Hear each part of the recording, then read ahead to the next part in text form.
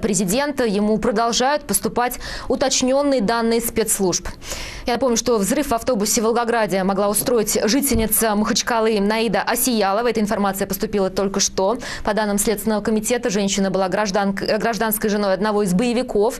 Трагедия унесла жизни 5 человек. По последним данным, пострадавших уже 32, 8 в крайне тяжелом состоянии. Также, по последней информации, среди раненых есть годовалый ребенок. Его состояние оценивается как средней степени тяжести. Угрозы жизни нет.